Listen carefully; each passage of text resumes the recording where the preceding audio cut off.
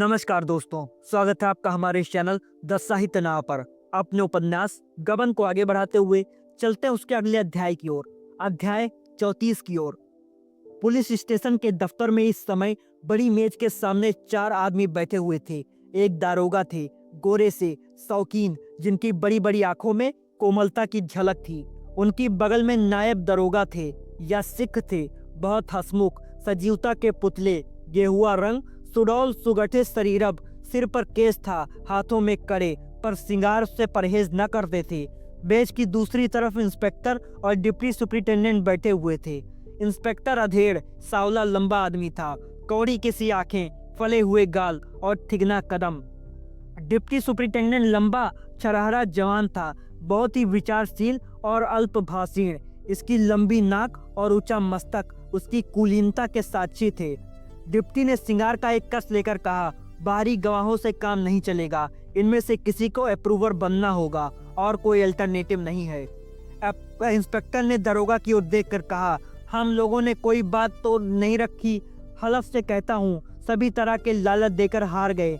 सबों ने ऐसी गुट कर रखी है कि कोई टूटता ही नहीं। हमने बाहर के गवाहों को भी आजमाया, पर सब कानों पर हाथ रखते हैं। डिप्टी, उस मारवाड़ी को फिर आजमाना होगा, उसके बाप को बुलाकर खूब धमकाइए, शायद इसका कुछ दबाव पड़े। इंस्पेक्टर, हलफ से कहता हूँ आज सुबह से हम लोग यही कर रहे हैं। बेचारा बाप लड़के के पैरों पर गिरा, पर लड़का किसी तरह राजी नहीं होता। कुछ देर तक चारों आदमी विचारों में मग्न बैठे रहे। अंत में डिप्टी ने निराशा के भाव से कहा, मुकदमा नहीं चल सकता, मुफ्त का बदनामी हुआ। इंस्पेक्टर ने, एक हंसी की मोहलत और लीजिए, शायद कुछ टूट जाए। यह निश्चय करके दोनों आदमी यहाँ से रवाना हुए। छोटे दरोगा भी उसके साथ ही चले गए।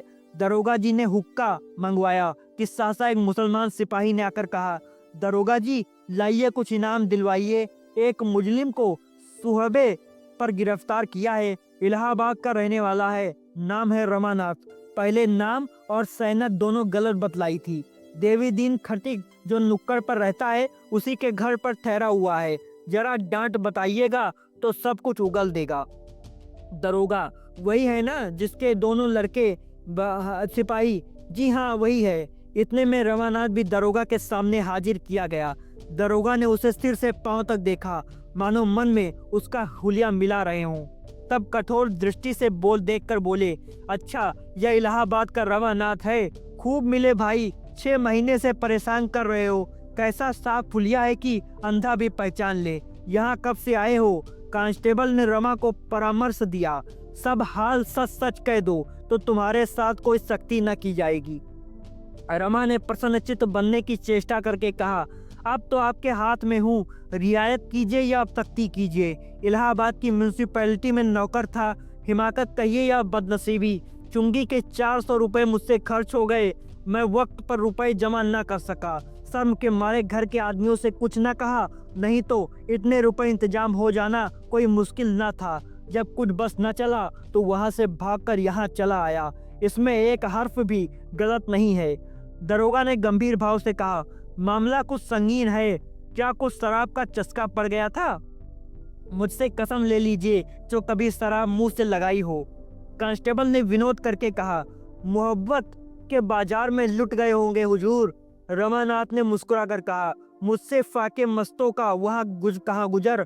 दरोगा, तो क्या जुआ खेल डाला या बीवी के लिए जेवर बनवा डाले? रमा झेप कर रह गया। अपराधी मुस्कुराहट उसके मुख पर रो पड़ी। दरोगा, अच्छी बात है, तुम्हें भी यहाँ खोसे मोटे जेवर मिल जाएंगे। एकाएक बूढ़ा देवीदीन आकर खड़ा हो गया। दरोगा ने कठोर स्वर में कहा, क्या काम है यहाँ? देवीदीन, हुजूर सको सलाम करने चला आया। इन बेचारों पर दया की नजर रखें हुजूर, बेचारे बड़े सीधे आदमी हैं। दरोगा, बचा सरकारी मुलाजिम को घर में छिपाते हो, उस पर सिफारिश करने आए हो? देवीदीन, मैं क्या सिफारिश करूंगा हुजूर, 2 कौड़ी का आदमी। दरोगा, जानता है इन पर वारंट है, सरकारी रुपए गबन कर गए। देवीदीन, हुजूर भूल चूक आदमी से ही तो होती है, जवानी की उम्र है ही, खर्च हो गए होंगे। या कहते हुए देवीदीन ने 5 गिन्नियां कमर से निकालकर मेज पर रख दी। दरोगा ने तड़प कर कहा, या क्या है? देवीदीन, कुछ नहीं, हुजूर को पान खाने को। दारोगा, रिश्वत देना चाहता है? क्यों, कहो तो बचा, इसी इल्जाम में भेज दूं। देवीदीन, भेज दीजिए सरकार, घरवाली लकड़ी कफन की फिक्र से छूट जाएगी। कहीं वहीं बैठा आपको दुआ दूंगा। दरोगा, अब इन्हें छुड़ाना है तो 50 गिन्नियां लाकर सामने रखो। जानते हो उनकी गिरफ्तारी पर 500 रुपए का इनाम है। देवीदीन, आप लोगों के लिए इतना इनाम हुजूर क्या है, या गरीब परदेसी आदमी है, जब तक जिएंगे आपको याद करेंगे। दरोगा, बकबक मत करो, यहाँ धर्म कमाने नहीं आया हूँ। देवीदीन, बहुत तंग है हुजूर, दुकानदारी तो नाम की है, कांस्टेबल बुढ़िया से मांग जाके। देवीदीन, कमाने वाला तो मैं ही हुजूर, लड़कों का हाल जानते ही हो, तन पेट काट कर कुछ रुपए जमा कर रखे हैं, तो अभी सातों धाम किए चला आता हूँ, बहुत तंग हो गया हूँ। दरोगा, तो अपनी गिन्नियां उठा ले, इसे बाहर निकाल दो जी। देवीदीन, आपका हुक्म है तो लीजिए, जाता हूँ, धक्का क्यों दिलवाइएगा। दरोगा, कांस्टेबल सेंधर, इन्हें हिरासत में रखो, मुंशी से कहो इनका बयान लिख ले। देवीदीन के होठ आवेश से कांप रहे थे, उसके चेहरे पर इतनी व्यग्रता रमा ने कभी नहीं देखी, जैसे कोई चिड़िया अपने घोंसले में कौवे को घुसते देखकर विहिल हो गई है। वह 1 मिनट तक थाने के द्वार पर खड़ा रहा, फिर पीछे गिरा और एक सिपाही से कुछ कहा, तब लपका हुआ सड़क पर चला गया, मगर एक ही पल में फिर लौटा और दरोगा से बोला, हुजूर 2 घंटे की मोहलत न दीजिएगा। रमा अभी वही खड़ा था, उसकी यह ममता देखकर रो पड़ा, बोला, दादा अब तुम हैरान ना हो, मेरे भाग्य में जो कुछ लिखा है वह होने दो, मेरे भी यहाँ होते तो उससे ज्यादा और क्या करते, मैं मरते दम तक तुम्हारा उपकार। देवीदीन ने आंखें पोंछते हुए कहा, कैसी बातें कर रहे हो भैया, जब रुपए पर आई तो देवीदीन पीछे हटने वाला आदमी नहीं है, इतने रुपए तो एक एक दिन जुए में हार जीत गया हूँ, अभी घर बेच दूं तो 10,000 की मलियत है, क्या सिर पर लाद कर ले जाऊंगा। दरोगा जी, अभी भैया को हिरासत में न भेजो, मैं रुपए की गीकर करके थोड़ी देर में आता हूँ। देवीदीन चला गया तो दारोगा जी ने सह्रदता से भरे हुए स्वर में कहा, है तो खुर्राट मगर बड़ा नेक, तुमने इसे कौन सी बूटी सुंघा दी। रमा ने कहा, गरीबों पर सभी का रहम हो आता है। दरोगा ने मुस्कुराकर कहा, पुलिस को छोड़कर इतना और कहिए, मुझे तो यकीन यही नहीं है कि 50 गिन्नियां लावे। रमानाथ, अगर लाए भी तो उनसे इतना बड़ा तावान नहीं दिलाना चाहता, आप मुझे शौक से हिरासत में ले लें। दारोगा, मुझे 500 के बदले 650 मिल रहे हैं, क्यों छोड़ूं, तुम्हारी गिरफ्तारी का इनाम मेरे किसी दूसरे भाई को मिल जाए तो क्या बुराई है। रमानाथ, जब मुझे चक्की पीसनी है तो जितनी जल्द पीस लूं उतना ही अच्छा, मैंने समझा था मैं पुलिस की नजरों से बचकर रह सकता हूं, अब मालूम हुआ कि यह बेकली और 8 पहर पकड़ लिए जाने का खौफ जेल से कम जानलेवा नहीं।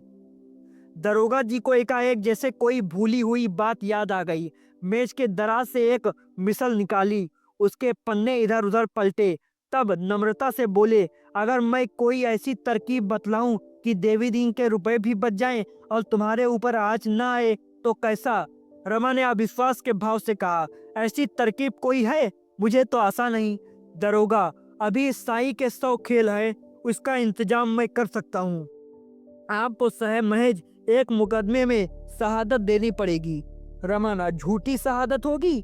दरोगा, नहीं, बिल्कुल सच्ची, बस समझ लो कि आदमी बन जाओगे, म्यूनसिपैलिटी के पंजे से तो छूट जाओगे, शायद सरकार परवरिश भी करे, यो अगर चालान हो गया तो 5 साल से कम की सजा न होगी। मान लो इस वक्त देवी तुम्हें बचा भी ले तो बकरे की माँ कब तक खैर मनाएगी, जिंदगी खराब हो जाएगी, तुम अपना नफा नुकसान खुद समझ लो, मैं जबरदस्ती नहीं करता। दरोगा जी ने डकैती का वृत्तांत कह सुनाया। रमा ऐसे कई मुकदमे समाचार पत्रों में पढ़ चुका था। संशय के भाव से बोला, तो मुझे मुखबिर बनना पड़ेगा और यह कहना पड़ेगा कि मैं इन डकैतियों में शरीक था, यह तो झूठी शहादत हुई। दरोगा, मामला बिल्कुल सच्चा है, आप बेगुनाहों को न फंसाएंगे, वही लोग जेल जाएंगे जिन्हें जाना चाहिए, फिर झूठ कहाँ रहा। डाकुओं के डर से यहाँ के लोग शहादत देने पर राजी नहीं होते, बस और कोई बात नहीं। या मैं मानता हूँ कि आपको कुछ झूठ बोलना पड़ेगा, लेकिन आपकी जिंदगी बनी जा रही है। इसके लिहाज से तो इतना झूठ कोई बड़ी चीज नहीं है। खूब सोच लीजिए, शाम तक जवाब दे दीजिएगा। रमा के मन में बात बैठ गई। अगर एक बार झूठ बोलकर वो अपने पिछले कर्मों का प्रायश्चित कर सके और भविष्य भी सुधार ले तो पूछना ही क्या, जेल से तो बच जाएगा। इसमें बहुत आगा पीछा की जरूरत ही नहीं थी। हाँ, इसका निश्चय हो जाना चाहिए कि उस पर फिर म्युनिसिपैलिटी अभियोग नहीं न चलाएगी और उसे कोई जगह अच्छी मिल जाएगी। वह जानता था पुलिस की गरज है और वह मेरी कोई वाजिब शर्त अस्वीकार न करेगी। इस तरह बोला मानो उसकी आत्मा धर्म और अधर्म के संकट में पड़ी हुई है। मुझे यही डर है कि कहीं मेरी गवाही से बेगुनाह लोग न फंस जाएं। दरोगा, इसका मैं आपको इत्मीनान दिलाता हूँ रमानाथ, लेकिन कल को म्युनिसिपैलिटी मेरी गर्दन नापे तो मैं किसे पुकारूंगा? दरोगा, मजाल है म्युनिसिपैलिटी चू कर सके? गौजदारी के मुकदमे में मुद्दई तो सरकार ही होगी। जब सरकार आपको मुआफ कर देगी तो मुकदमा कैसे चलाएगी? आपको तहरीरी मुआफीनामा दे दिया जाएगा साहब। रमानाथ, और नौकरी? दरोगा, वह सरकार आप इंतजाम करेगी। ऐसे आदमियों को सरकार खूब अपना दोस्त बनाए रखना चाहती है। अगर आपकी शहादत बढ़िया हुई और उस फ्री की जिरहों के जाल से आप निकल गए तो फिर आप पारस हो जाएंगे। दरोगा ने उसी वक्त मोटर मंगवाई और रमा को साथ लेकर डिप्टी साहब से मिलने चल दिए। इतनी बड़ी कारगुजारी दिखाने में विलंब क्यों करते? डिप्टी से एकांत में खूब जीत उड़ाई। उस आदमी का ये पता लगाया। इसकी सूरत देखने ही भाप गया कि मगरूर है। वह गिरफ्तार ही तो कर लिया। बात सुलह आने सच निकली। निगाह कहीं चूक सकती है हुजूर, मुजरिम की आंखें पहचानता हूँ। इलाहाबाद की म्युनिसिपैलिटी के रुपए गबन करके भागा है। इस मामले में शहादत देने को तैयार है। आदमी पढ़ा लिखा, सूरत का शरीफ और जहीन है। डिप्टी ने संदिग्ध भाव से कहा, हाँ, आदमी तो होशियार मालूम होता है, मगर मुआफीनामा लिए बगैर इसे हमारा एतबार न होगा। कहीं इसे यह सुबह हुआ कि हम लोग झटके साथ कोई चाल चल रहे हैं तो साफ निकल जाएगा। डिप्टी, या तो होगा ही। गवर्नमेंट ने इसके बारे में बातचीत करना होगा। आप टेलीफोन मिलाकर इलाहाबाद पुलिस से पूछिए कि इस आदमी पर कैसा मुकदमा है। यह सब तो गवर्नमेंट को बताना होगा। दरोगा जी ने टेलीफोन डायरेक्टरी देखी, नंबर मिलाया और बातचीत शुरू हुई। डिप्टी, क्या बोला? दरोगा कहता है यहाँ इस नाम के किसी आदमी पर मुकदमा नहीं है। डिप्टी, यह कैसा है भाई, कुछ समझ में नहीं आता। इसमें नाम तो नहीं बदल दिया। दरोगा कहता है म्युनिसिपैलिटी में किसी ने रुपए गबन नहीं किए, कोई मामला नहीं है। डिप्टी, ये तो बड़ा ताज्जुब का बात है। आदमी बोलता है हम रुपया लेकर भागा, म्युनिसिपैलिटी बोलता है कोई रुपया गबन नहीं किया। यह आदमी पागल तो नहीं है? दरोगा, मेरी समझ में कोई बात नहीं आती। अगर कह दे कि तुम्हारे ऊपर कोई इल्जाम नहीं है तो फिर उसकी गर्द भी न मिलेगी। अच्छा, म्युनिसिपैलिटी के दफ्तर से पूछिए। दरोगा ने फिर नंबर मिलाया। सवाल जवाब होने लगा। दरोगा, आपके यहाँ रमानाथ कोई क्लर्क था? जवाब, जी हाँ था। वह कुछ रुपए गबन करके भागा है। जवाब, नहीं, वह घर से भागा है पर गबन नहीं किया। क्या वह आपके यहाँ है? दरोगा, जी हाँ, हमने उसे गिरफ्तार किया है। वह खुद कहता है कि मैंने रुपए गबन किए। बात क्या है? जवाब, पुलिस तो लाल भुचक्कर है, जरा दिमाग लड़ाइए। दरोगा, यहाँ तो अक्ल काम नहीं करती। जवाब, यही क्या, कहीं भी काम नहीं करती। सुनिए, रमानाथ ने मिजान लगाने में गलती की, डर कर भागा। बाद को मालूम हुआ कि तहवील में कोई कमी न थी। आई समझ में बात? डिप्टी, अब क्या करना होगा? खां साहब, चिड़िया हाथ से निकल गया। दरोगा, निकल कैसे जाएगी हुजूर? अब रमानाथ से यह बात कहीं ही क्यों जाए? बस उसे किसी ऐसे आदमी से मिलने न दिया जाए जो बाहर की खबरें पहुंचा सके। घर वालों को उसका पता अब लग जाएगा ही। कोई न कोई जरूर उसकी तलाश में आवेगा। किसी को न आने दें। तहरीर में कोई बात न लाई जाए। जवानी इत्मीनान दिला दिया जाए। कह दिया जाए कमिश्नर साहब को मुआफीनामा के लिए रिपोर्ट की गई है। इंस्पेक्टर साहब से भी राय ले ली जाए। इधर तो यह लोग सुपरिटेंडेंट से परामर्श कर रहे थे, उधर 1 घंटे में देवीदीन लौटकर थाने आया तो कांस्टेबल ने कहा, दरोगा जी तो साहब के पास गए हैं। देवीदीन ने घबरा कर कहा, तो बाबूजी को हिरासत में डाल दिया? कांस्टेबल, नहीं, उन्हें भी साथ ले गए। देवीदीन ने सिर पीट कर कहा, पुलिस वालों की बात का कोई भरोसा नहीं। कह गया कि 1 घंटे में रुपए लेकर आता हूँ, मगर इतना भी सब्र न हुआ। सरकार ने 5 हिस्सों तो मिलेंगे, मैं 600 देने को तैयार हूँ। हाँ, सरकार में कारगुजारी हो जाएगी और क्या वही से उन्हें प्रयागराज भेज देंगे।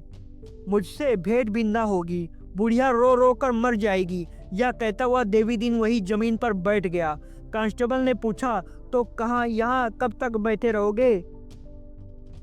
देवीदीन ने मानो कोड़े की काट से आहत होकर कहा, अब तो दारोगा जी से 2-2 बातें करके ही जाऊंगा, चाहे जेल ही जाना पड़े, पर फटकारूंगा जरूर, बुरी तरह फटकारूंगा। आखिर उनके भी तो बाल बच्चे होंगे, क्या भगवान ने से जरा भी नहीं डरते? तुमने बाबूजी को जाति बार देखा था, बहुत रंजीदा थे। कांस्टेबल, रंजीजा तो नहीं थे, खांसी तरह हंस रहे थे। दोनों जने मोटर में बैठ कर गए हैं। देवीदीन ने अविश्वास के भाव से कहा, हंस क्या रहे होंगे बेचारे, मुंह से चाहे हंस ले, दिल तो रोता ही होगा। देवीदीन को यहाँ बैठे 1 घंटा भी न हुआ था कि सासा जग्गो आ खड़ी हुई। देवीदीन को द्वार पर बैठे देखकर बोली, तुम यहाँ क्या करने लगे? भैया कहाँ हैं? देवीदीन ने मरमाहत होकर कहा, भैया को ले गए सुपरिटेंडेंट के पास, न जाने भेंट होती है कि ऊपर ही ऊपर प्रयागराज भेज दिए जाते हैं। जग्गो, दरोगा जी भी बड़े हुआ हैं, कहा था कि इतना लेंगे, कहाँ लेकर चले गए? देवीदीन, इसीलिए तो बैठा हूँ कि आंखें तो 2-2 बातें कर लूं। जग्गो, हाँ, फटकारना जरूर, जो अपनी बात का नहीं वो अपने बाप का क्या होगा? मैं तो खरी कहूंगी, मेरा क्या कर लेंगे? देवीदीन, दुकान पर कौन है? जग्गो, बंद कर आई हूँ, अभी बेचारे ने कुछ खाया भी नहीं, सवेरे से वैसे ही हैं। चूल्हे में जाए वह ताम साहब उसी के टिकट लेने के लिए जाते थे, ना घर से निकलते तो काहे को यह सब होता। देवीदीन, जो उधर ही से प्रयाग भेज दिया तो? जग्गो, तो चिट्ठी तो आवेगी ही, चलकर वहीं देख आवेंगे। देवीदीन, आंखों में आंसू भरकर, सजा हो जाएगी। जग्गो, रुपए जमा कर देंगे तब काहे को होगी, सरकार अपने रुपए ही तो लेंगी। देवीदीन, नहीं पगली, ऐसा नहीं होता, चोर माल लौटा दे तो वह थोड़े छोड़ दिया जाएगा। जग्गो ने परिस्थिति की कठोरता अनुभव करके कहा, दरोगा जी, वह अभी बात भी पूरी न करने पाई कि दरोगा जी की मोटर सामने आ पहुंची। इंस्पेक्टर साहब भी थे। रवा इन दोनों को देखते ही मोटर से उतर कर आया और प्रसन्न मुख से बोला, तुम यहाँ देर से बैठे हो क्या? दादा, आओ कमरे में चलो। अम्मा, तुम कब आई? दरोगा जी ने विनोद करके कहा, कहो चौधरी, लाए रुपए? देवीदीन, जब कह गया है कि थोड़ी देर में आता हूँ तो आपको मेरी राह देख लेनी चाहिए, चलिए अपने रुपए लीजिए। दरोगा, खोद कर निकाले होंगे। देवीदीन, आपके अखबाल से 1500 अभी ऊपर ही निकल जाते हैं, जमीन खोदने की जरूरत नहीं पड़ी।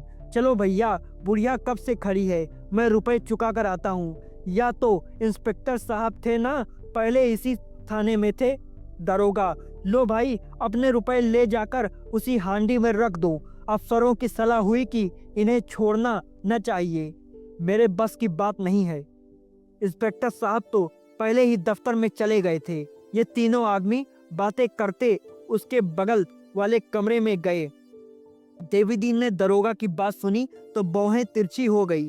बोला, दरोगा जी, मर्दों की एक बात होती है, मैं तो यही जानता हूँ, मैं रुपए आपके हुक्म से लाया हूँ, आपको अपना कौल पूरा करना पड़ेगा। कह के मुकर जाना नीचों का काम है। इतने कठोर शब्द सुनकर दरोगा जी को भन्ना जाना चाहिए था, पर उन्होंने जरा भी बुरा न माना। हंसते हुए बोले, भाई, अब चाहे नीच कहो चाहे दगाबाज कहो, पर हम इन्हें छोड़ नहीं सकते। ऐसे शिकार रोज नहीं मिलते। कौल के पीछे अपनी तरक्की नहीं छोड़ सकता। दरोगा के हंसने पर देवीदीन और भी तेज हुआ। तो आपने कहा किस मुंह से था? दरोगा, कहा तो इसी मुंह से था, लेकिन मुंह हमेशा एक सा नहीं होता। इसी मुंह से जिसे गाली देता हूँ इसी मुंह से तारीफ भी करता हूँ। देवीदीन, या मुझे मुड़वा डालिए। दरोगा, मुझे बड़ी खुशी से मंजूर, नियत तो मेरी पहले ही थी, पर शर्म के मारे न मुड़वाता था। अब तुमने दिल मजबूत कर दिया। देवीदीन, हंसिए मत दरोगा जी, आप हंसते हैं और मेरा खून जला जाता है। मुझे चाहे जेल ही क्यों न हो जाए, लेकिन मैं कप्तान साहब से जरूर कह दूंगा कि टके के आदमी पर आपके अकवाल से बड़े अफसरों तक पहुंच है। दरोगा, अरे यार, तो क्या सचमुच कप्तान साहब से मेरी शिकायत कर दोगे? देवीदीन ने समझा कि धमकी कारगर हुई, अगर कर बोला, आप जब किसी से की नहीं सुनते, बात कहकर मुकर जाते हैं, तो दूसरे क्यों अपनी से करेंगे? मेम साहब तो रोज ही दुकान पर आती हैं।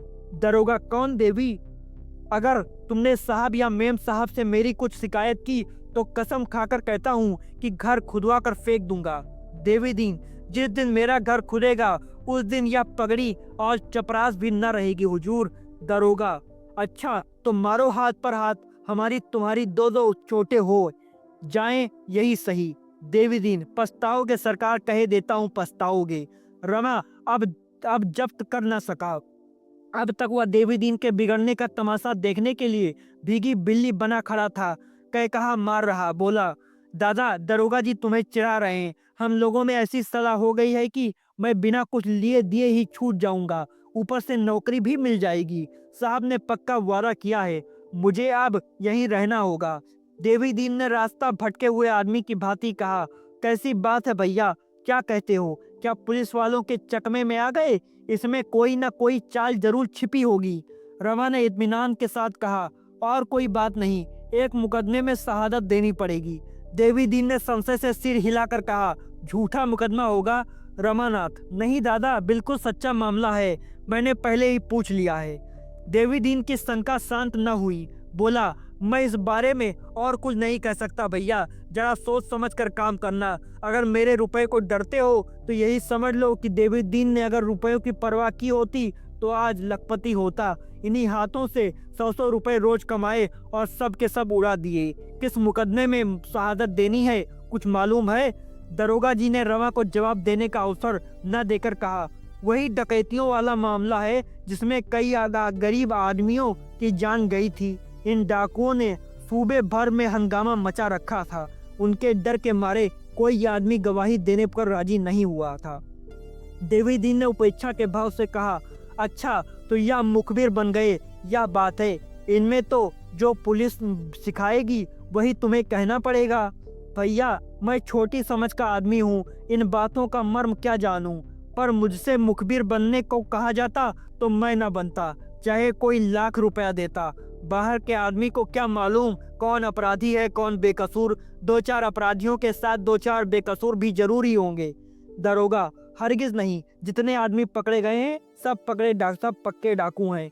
देवीदीन, या तो आप कहते हैं, न हमें क्या मालूम। दरोगा, हम लोग बेगुनाहों को फंसाएंगे ही क्यों, या तो सोचो। देवीदीन, या सब भुगते बैठा हूँ। दरोगा जी, इससे तो यही अच्छा है कि आप इनका चालान कर दें, 1-2 साल जेल ही तो होगा। एक अधर्म के दंड से बचने के लिए बेगुनाहों का खून तो सिर पर न होगा। रमा ने भीरुता से कहा, मैंने खूब सोच लिया है दादा, सब कागज देख लिए हैं, इसमें कोई बेगुनाह नहीं है। देवीदीन ने उदास होकर कहा, होगा भाई, जान भी तो प्यारी होती है। या कहकर वह पीछे घूम पड़ा। अपने मनोभावों को इससे स्पष्ट इस रूप से वह प्रकट न कर सकता था। एकाएक उसे एक बात याद आ गई, मुड़कर बोला, तुम्हें को रुपए देता हूँ, देता जाऊं। रमा ने खिसिया कर कहा, क्या जरूरत है दरोगा, आज से इन्हें यहीं रहना पड़ेगा। देवीदीन ने कर्कश स्वर में कहा, हाँ हुजूर, इतना जानता हूँ, इनकी दावत होगी, बंगला रहने को मिलेगा, नौकर मिलेंगे, मोटर मिलेगी, यह सब जानता हूँ। कोई बाहर का आदमी इनसे मिलने न आवेगा, न अकेले आदमी आ जा सकेंगे, यह सब कुछ देख चुका हूँ। यह कहता हुआ देवीदीन तेजी से कदम उठाता हुआ चल दिया, मानो वहाँ उसका दम घुट रहा हो। दरोगा ने उसे पुकारा, पर उसने फिर कर न देखा। उसके मुख पर पराभूत वेदना छाई हुई थी। जग्गो ने पूछा, भैया नहीं आ रहे हैं? देवीदीन ने सड़क की ओर ताकते हुए कहा, भैया अब नहीं आवेंगे। जब अपने ही अपने न हुए तो बेगाने ही हैं। वह चला गया। बुढ़िया भी पीछे पीछे गुनगुनाती हुई चली। तो दोस्तों, यह था गबन उपन्यास का अध्याय 34। अब मिलते हैं अगले अध्यायों में। धन्यवाद दोस्तों।